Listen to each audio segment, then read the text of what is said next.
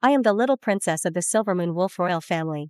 Among the Moon Wolf tribe, silver white fur is considered the noblest of all, yet as a princess, I was born covered in black fur. At birth, my fur grew wildly, swallowing up every living thing around me. My weak mother instantly withered upon touching it, her omega life source completely absorbed. The weak sprites who came to assist with childbirth in the castle were all entangled by my fur, their magic drained, and they lost their lives. The Wolf King, my father, hurriedly invited the castle's witch. The witch brought a potion and dripped it on my forehead.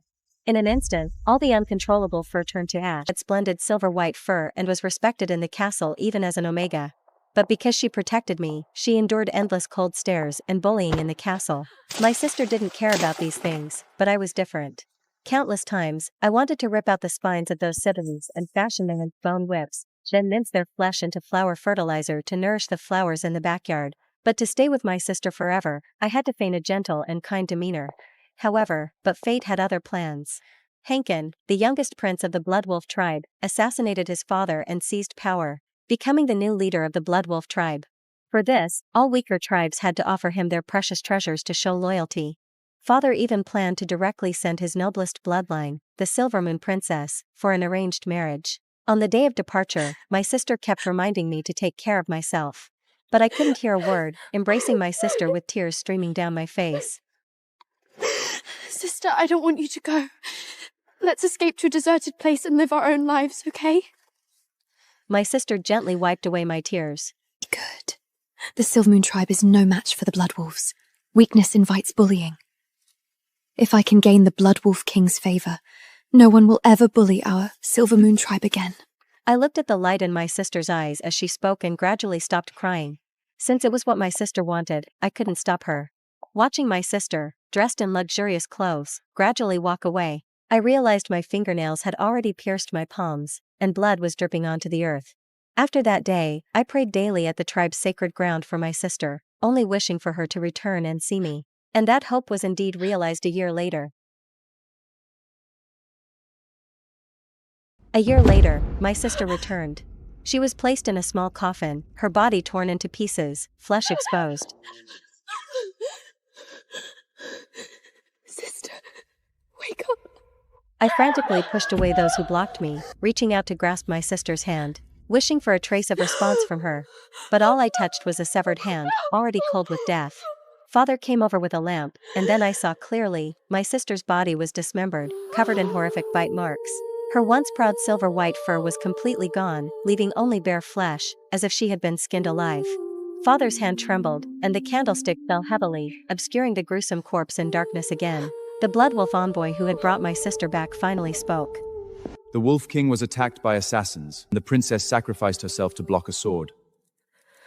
The Wolf King, grateful for the princess' true feelings, specifically sent her remains back. Lies. The wounds on my sister's severed limbs were clearly not sword wounds. They were traces of beasts gnawing. And that silver white fur, it was clearly stripped off her alive. It wasn't an assassination at all. My sister had suffered cruel treatment. I didn't cry or make a scene. I carried the candlestick to the wolf tribe's sacred ground.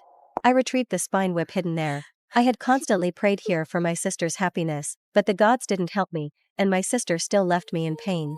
Before leaving, I used the whip to smash all the candlesticks hanging in the sacred ground. This whip was made from the spines of 49 evil wolves. I had hidden it in the temple after promising my sister not to kill anymore. Now was the time for it to see the light of day again. Passing by the Bloodwolf envoy's room, their sneers reached my ears. This Silver Moon Wolf King is truly pathetic. He clearly saw that the princess was tortured to death but didn't dare to utter a sound. They probably don't know that our Wolf King's favorite carp merely wanted a white scarf, so their princess was taken and skinned alive, then thrown into a pack of evil wolves and tortured for 3 days before she finally died. When I cleaned up the bodies in the dungeon, that entire cave was filled with blood. Their words pierced my heart. So there were others even more deserving of death. Without hesitation, I turned and stormed into the main hall. At this time, Father and the elders were discussing how to stabilize the situation. At this moment, I spoke decisively. Offer me to the Bloodwolf King to stabilize the situation. Everyone looked at me in disbelief. I spoke again. The newly ascended Bloodwolf King is ruthless. If he's displeased, if we angered him, even the best outcome would be both sides destroyed. Sending me there can ensure the safety of our tribe. It's the only sensible choice. Whispers began to spread below. This proposal clearly moved them somewhat. After all, I was an ominous presence. To get rid of me and protect the tribe and ensure the safety of the tribe, nothing could be better. Indeed, it wasn't long before Father agreed to my request. You are truly worthy of being raised by your sister. You carry yourself just like your sister. This was the first time Father looked at me without disgust and contempt, but with approval and affirmation. But what Father didn't know was that beneath my obedient exterior hid a monstrous killing intent. As I sat in the carriage bound for the Bloodwolf royal family, I trembled all over. It wasn't fear, it was the thrill of impending revenge. I was led to the Bloodwolf King's bedchamber. Wolf King Hankins sat on the throne, watching me with an amused look in his black eyes. Not far away, not far from him sat his favorite, Chloe, princess of the Wild Hunt wolf tribe, her dark purple tail and wolf ears on full display as she leaned against him. She held an iron chain, leading a red-eyed feral wolf, which was continuously drooling. And a collar made from my sister's fur was now around that feral wolf's neck. Instantly, killing intent surged within me. And Chloe, oblivious to her fate, looked me up and down. How did this Silver Moon Wolf King send a princess who is entirely black? The last one sent was the Silver Moon Princess. At least she had some use. She deliberately pointed to the collar and the white scarf around her own neck, looking at me provocatively. How come this time they sent an ill omen? I'm afraid it won't please His Majesty. With that, she loosened the iron chain in her hand, and the feral wolf snarled and lunged at me. I finally stopped holding back.